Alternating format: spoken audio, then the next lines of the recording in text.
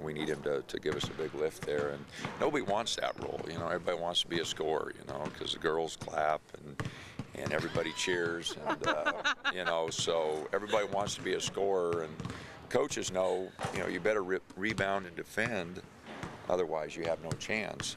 And so again, it's a role nobody wants anymore, and you know, you need a player who is concerned about the team and winning, you know, to take that role, because again, it's not as glorified as some of the other roles are, and coaches know how important it is. Though if you don't defend and rebound, you have no shot, and he's given us that.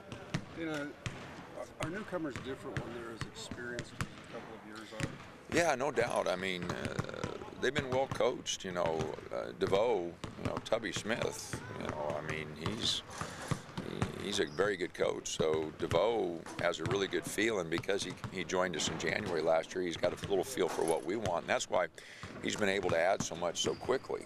You know, because he was here since last year, and he's been so well coached by Tubby that, you know, he gives us an instant, you know, lift. And Tony and O have played and been well coached. So yeah, I mean, those guys, once they make the adjustment to what you want to do, you know, they can give you a pretty big lift because of their experience. Miller said he was out here in the Pac-12 called. He sort of sensed it in the late game that you weren't a bunch of newcomers, that was veterans who've been through those. Well, I tell you, that was, you know, a lot of that was Garrett and EJ. You know, they made some big plays there, and defensively, Garrett gets the big block. So, yeah, I want to credit those guys, but a big part of that was Garrett and EJ. I thought they did a tremendous job down the stretch. Looking ahead to USC on Saturday, what have you seen from them so far this season? Or UCLA, sorry. Well, you know what? I've only watched UCLA play once, and that was against USC. You know, so I'm not smart enough to look at them. I was looking at USC, and I was focused in on them. So Coach McKenna will work on UCLA, and I'll take a look at them Friday, Saturday. But you know, I really haven't looked at them. DeVoe played 40 minutes against Arizona, is that right? Yeah, we used. Not taking him out. Well, you know, he felt comfortable. I'll tell you a big part of it, the CBS timeouts, you know, the guys, they were like, Coach, say something, you know, we're getting bored here. I can't talk for 2.5 minutes during the timeout. I mean, I didn't have anything to say, and so we opened it up for conversation.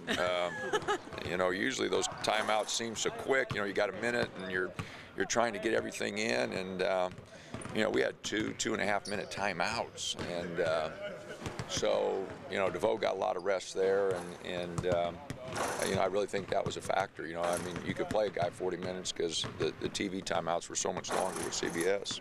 Were you aware of the fact that he had not been subbed out, and did anyone, one of your assistants say to you? They, you know, they kept saying, well, you need to give DeVoe a blow, and I said, well, we got one of those long TV timeouts coming up. He's going to have plenty of time. So, yeah, we knew he was playing, and we just felt pretty comfortable to let him go. What does it say about how important he is to your team that he's got you? Well, I mean, he was just having a pretty good game, and you know, there are a lot of guys that are important to our team.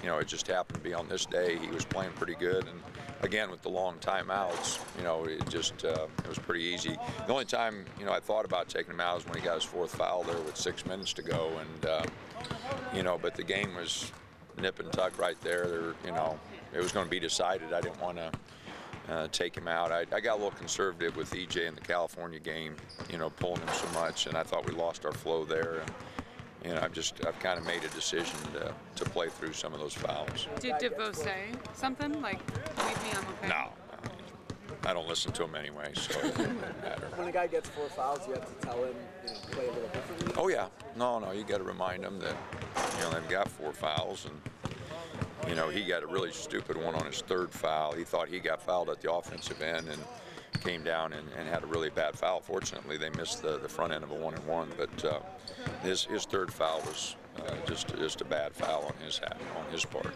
Coach, 3 road wins in conference. That's half of what the entire conference has. Does that say anything about your team? No, not really. We've had more opportunities. Us and Oregon State are the only 2 teams that have played 4.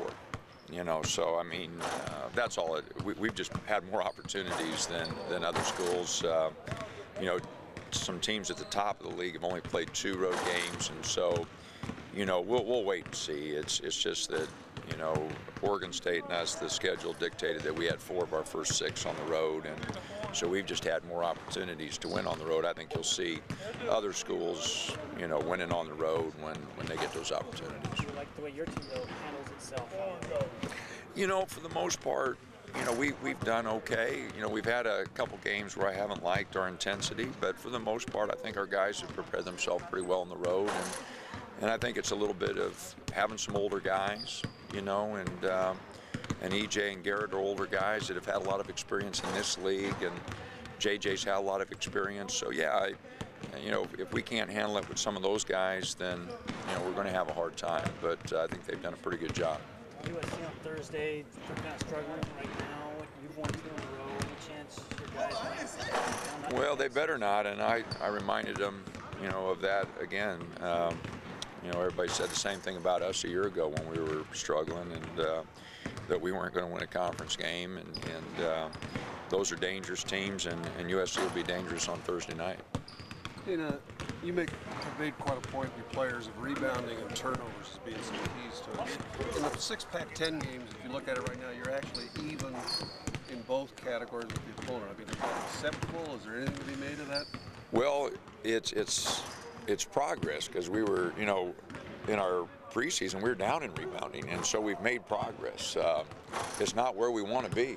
You know, I'd like to see us, you know, keep talking to our team about being a +5 rebounding, and we're not even close to that. And, you know, I think it's important for any team to have fewer turnovers than your opponent. You know, we haven't generated the turnovers that we would like to. We've been a little bit more conservative with our defense because we haven't played as many people, you know, so we've cut back a little bit on our pressing, we've cut back a little bit on our trapping.